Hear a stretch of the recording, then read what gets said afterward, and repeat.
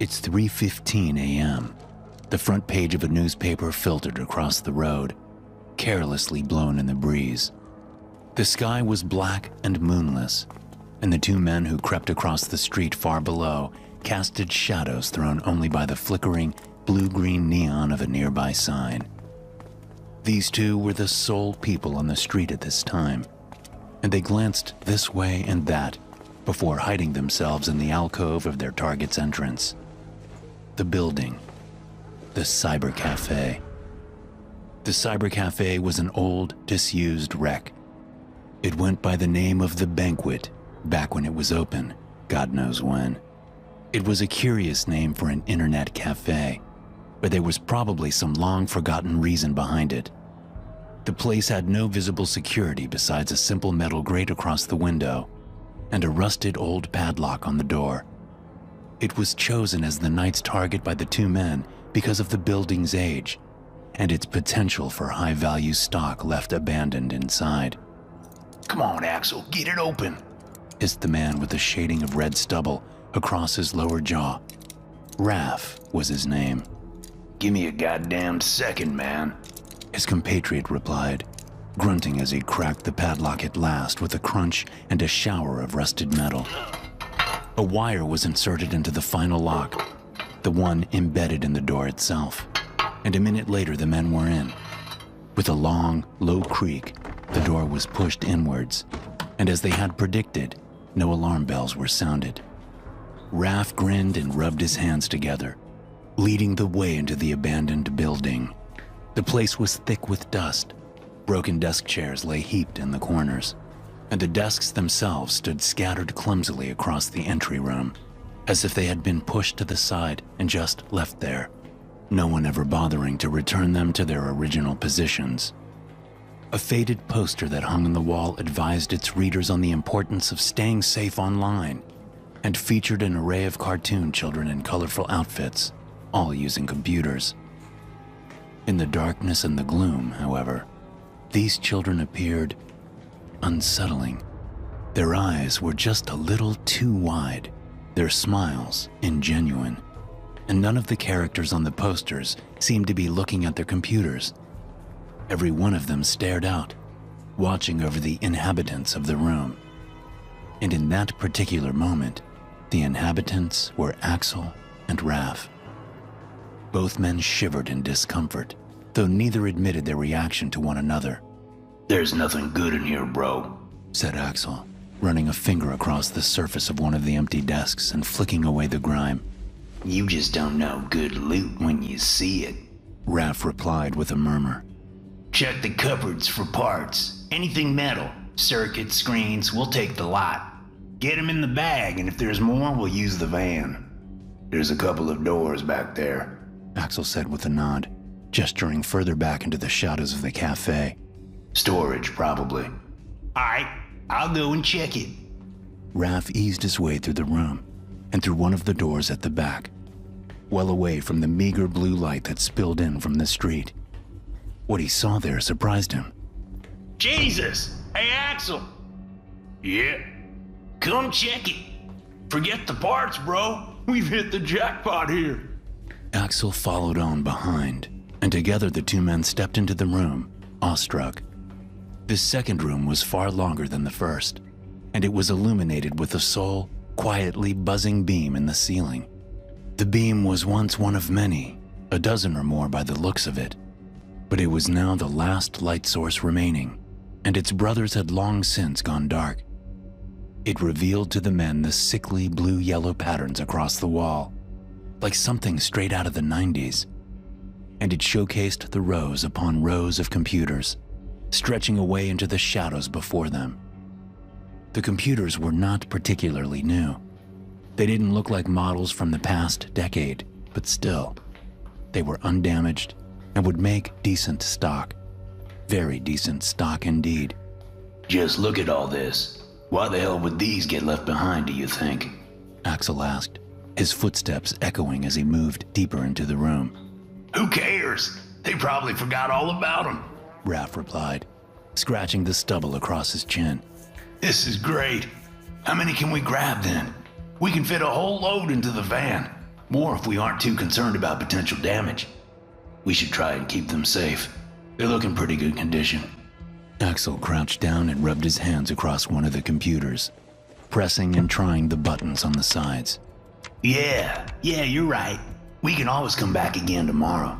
Or hell, later tonight if we're quick enough. Raph mused, but his train of thought was interrupted by a loud, sudden, high-pitched jingle.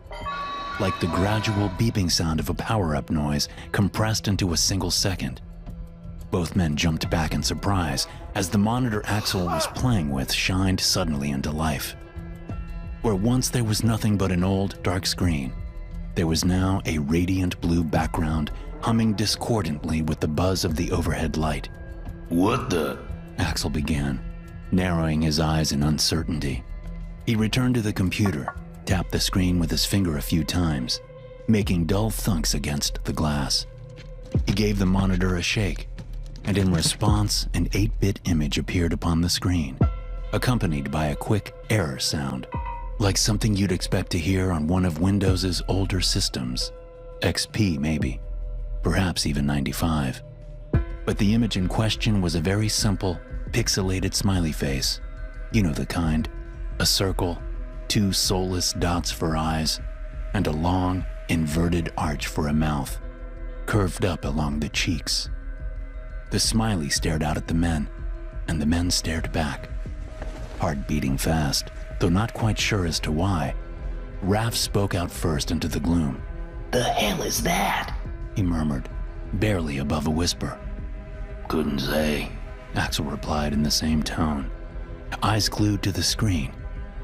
Should we turn it off? Damn right we're gonna turn it off.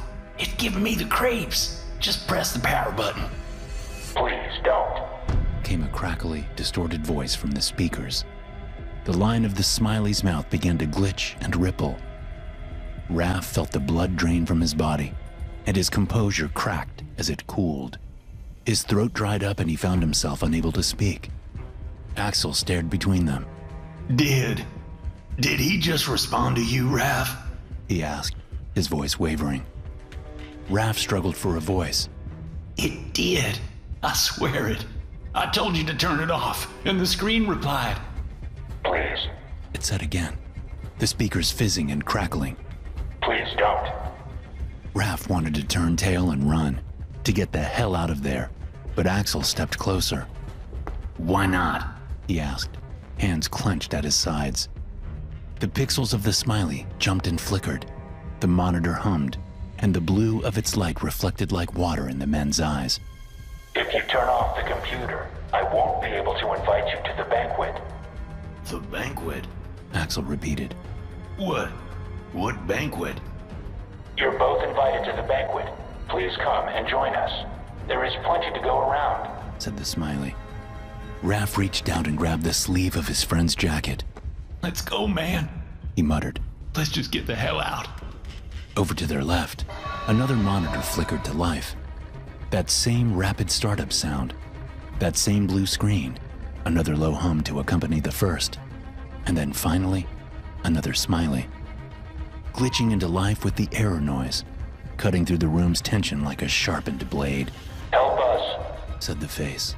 Help us. The smile flickered briefly to a frown, and then back. After a pause, it spoke on. Please, help us serve. There is so much to go around. We require your assistance. A third monitor burst into life, way towards the back of the room. The startup sounds echoed between the walls and the voice was deep and low.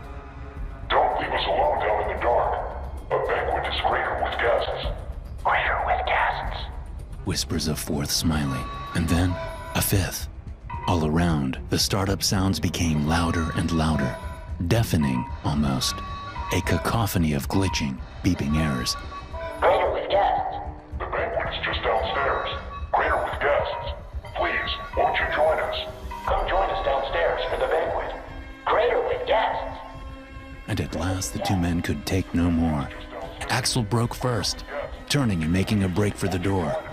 The spell over Raph was also snapped in this instant, and they barreled back through the open doorway and clattered and shoved their way through the main room, past the desks and back through the door and into the glare of the neon lights outside. They tore down the length of the street and clambered chaotically into their van, not bothering to take even a second to mask or to hide their presence there on that night. They drove, and they did not stop until they were miles and miles away. They contacted the authorities eventually. An unlikely turn of events for a pair in such a profession as they. But the police were called nonetheless, and the cybercafe was duly explored. There were only 2 cops that went in at first, not really believing that they'd find anything. But that soon changed when they passed through the second door, when they ventured downstairs and discovered what lay beneath. What they found was a long, low table in a dark and blood-stained room, a table adorned with plate after plate of fetid, rotted food. And seated at this table, at regular intervals, were no less than 24 corpses, chained to their chairs and connected to the walls with wires protruding unnaturally from bumps in the skin, and their faces were carved and ruined with the marks of the smiley. A circle cut around the edge, deep into the skin. 2 deep, soulless dots for eyes, gaping holes, and a long, inverted arch through the mouth, curved up slick along the cheeks. Please, won't you join us? Story 2, Flytrap. It was dusk when I decided to use the internet cafe. The sun was low and the buildings of Tokyo were illuminated in shades of a rich, blood-like red. I only needed about 10 minutes. I only had 1 document to print. I suppose it could have waited until the next morning, but for my own peace of mind, I just wanted it done. I entered that particular lonely cafe right at the day's end. I was tired, stressed, and just wanted to go to bed. But duty called.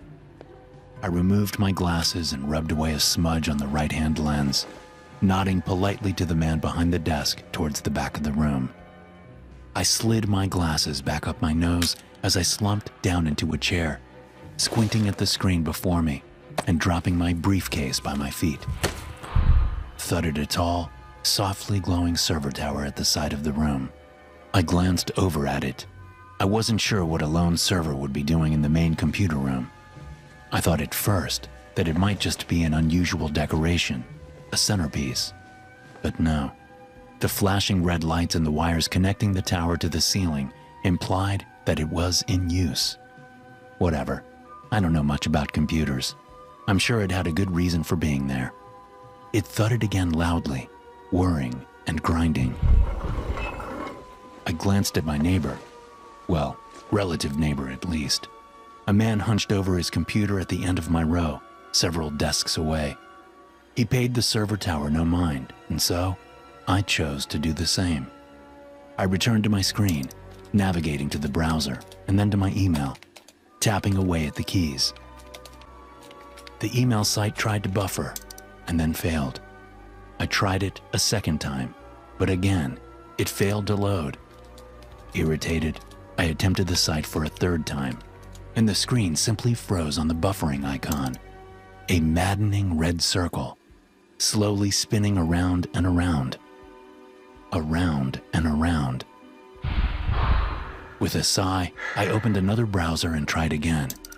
I saw an interesting article pop up as I did so, and found myself intrigued. Shooting a look down to the clock in the lower right corner of the screen, I decided I had a few minutes to spare. So I opened the article and began to read, passing the time and quickly losing myself to the interesting words. I clicked from this article to the next, adjusting my collar and clearing my throat as the temperature began to rise. I returned to the email site and tried again. It loaded at last, though I was met with another frustrating buffer when I searched for the email in question, the one with all my documents. Hey, no matter. I just jumped back to the articles, reading and reading. And it's funny. At the time, they were so fascinating, so engrossing. But right now, I couldn't tell you what a single one was even about. I don't remember a damn word. I felt myself beginning to sweat. I wiped a thin layer from my forehead and rubbed my palm against my pants before placing it back onto the mouse. Not particularly sanitary, but hey, perhaps the owner could consider investing in some air conditioning. The server tower over to my left glistened in the dim red light. Had it always been so gloomy in here? I looked over to it. It appeared slick and shiny too, just like myself. Then again, perhaps it was just a trick of the light. I tried the email again, inching closer and closer to my goal, splitting my attention between the site in question and the pages upon pages of tantalizing, curious content. Content that now eludes me, but I remember the feeling of delving deeper and deeper, of learning, of discovering truths long hidden away. I felt something stick to one of my fingers as I typed, still searching my glitching inbox for the documents. I didn't even look down at the keyboard. I just tried to flick the stickiness away before continuing. There it was again, something sticky connecting to my forefinger to one of the keys. I glanced down to see a smear of some unknown, disgusting liquid, and in revulsion I wiped it on a tissue in my pocket. This is revolting, I thought to myself, sweat beginning to leak from my back and into my shirt. I just need these things printed, and then I'm out of here. This is insane. My glasses were beginning to fog. I removed them to wipe down the lenses. My throat was also deathly dry. I don't quite know why it took me so long to realize, but it was at this moment that I became aware of just how wrong my surrounding atmosphere really was. The last time I removed my glasses, the light in the room wasn't quite so red. The shadows weren't quite so deep. And that humming, that background beat, that pounding, it wasn't quite so regular. Screw this, I thought to myself. I tore my attention away from the computer's tempting, crypting passages and articles. I tried the email site just one more time and searched for the docs, but the screen froze. Pixels appeared and disappeared at random. I looked down to the lower right-hand corner. I tried to lift my wrist and look at my watch, and by doing so I realized two things in very quick succession.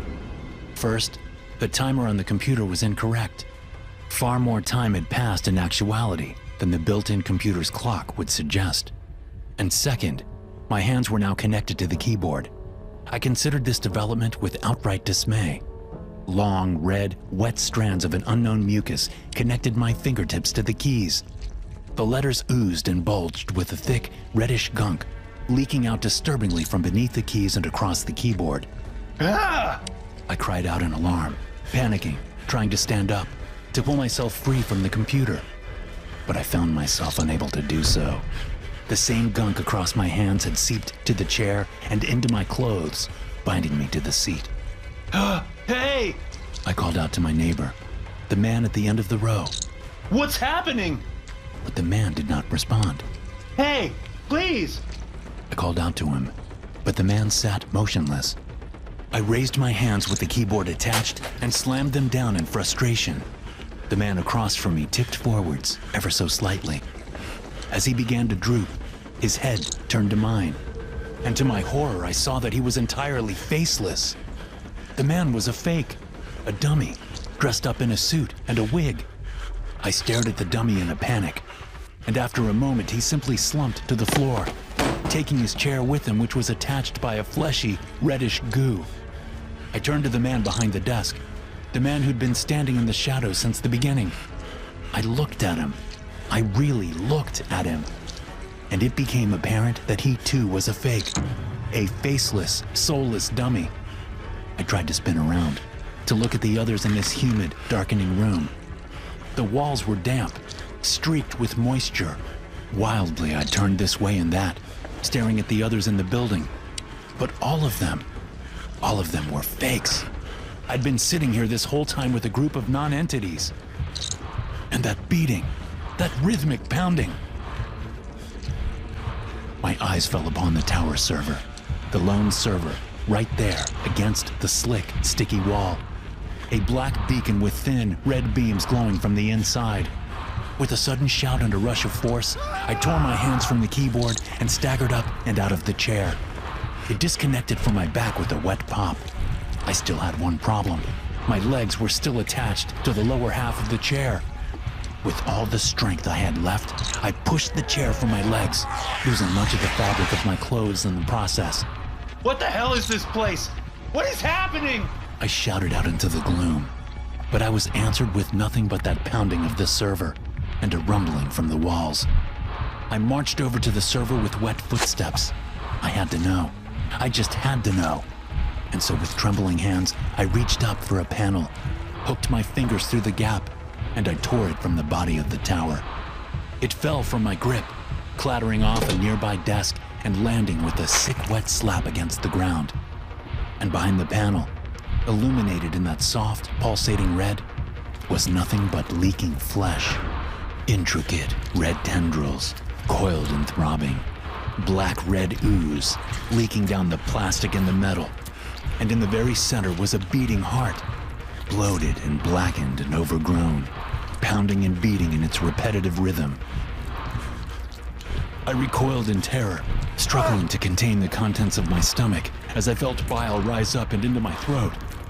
I spun around on the spot, reaching down and grabbing my briefcase as I made my escape, hauling it from the floor with a grunt of effort, watching as spurts of blood and thick, dark, fleshy tendrils were snapped in the process. I could feel myself sinking deeper and deeper into the floor with every step. I reached out for the front door, painfully aware of the walls that were now hungrily closing in. The ever-present growing rumble and the fevered beating of the twisted heart sounded louder than ever. No! I screamed. Please! Using the last of my strength, I body slammed through the door, tumbling chaotically out and into the street, collapsing to my side. A man on a bike had to swerve to avoid me, and he swore as I landed with a painful thud. I groaned and shot a look back to the cafe, but there was nothing out of the ordinary to see. A closed sign hung on the front door. The window was pitch black, and all the lights were off. No red, no moisture, just dark and empty. I awkwardly clambered to my feet.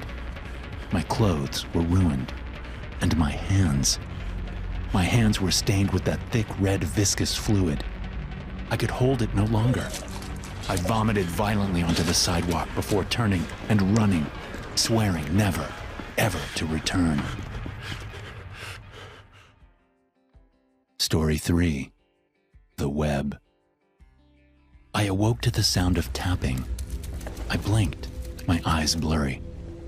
I tried to focus on my surroundings. I'm still here, I realized quickly, glancing around through the dark. I'm still in the internet cafe.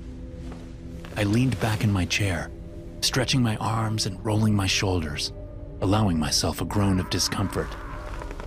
When I got here this evening, it was relatively busy. People were all around me, drinking their coffees and using the computers. Who in this day and age even needs to come to a place like this? I had wondered as I sat down for the first time.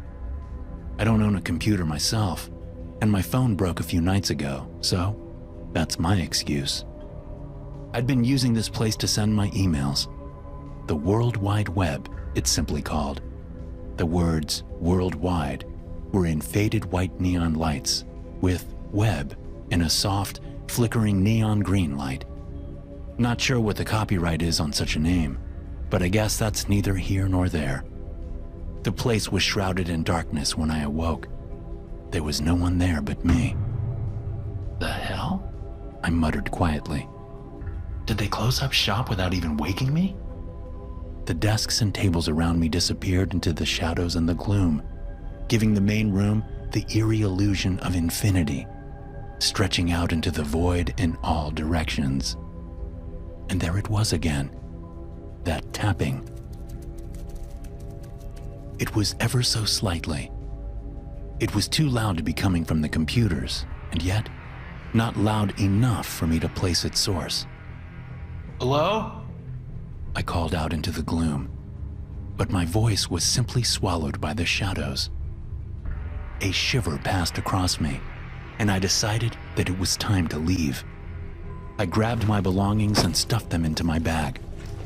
I stood up, feeling the joints in my legs crack just a little. I'm getting old, I muttered to no one. I was about to make my way through the dark to the exit when the sound of the tapping caught my attention for a third time. I shot an anxious glance over my shoulder and paused at what I saw. A doorway, one I had not been previously aware of. Perhaps because it was unassuming or not obvious in the daylight. But at that moment, whilst the world was dipped in darkness, the edges of this doorway glowed bright, a soft, glowing green, and against my sense of better judgment, my curiosity was piqued. Should I thought to myself. I paused for a second to think. I'd clearly been shut in here by mistake and was unlikely to get such an opportunity as this one again. I'd take a quick peek through the doorway, just to see, and that would be that. I headed deeper into the building, towards the glowing green door. As I got closer, I started to feel vibrations through the floor. They grew more intense as I approached. I couldn't deny my anxiety, but there was excitement there too. After one final and very brief hesitation, I put my hand on the door and pushed it open, peering inside to take a look at its hidden secrets. Honestly, I expected a simple server room, one with glowing green lights or something. But this was not what I was prepared to see.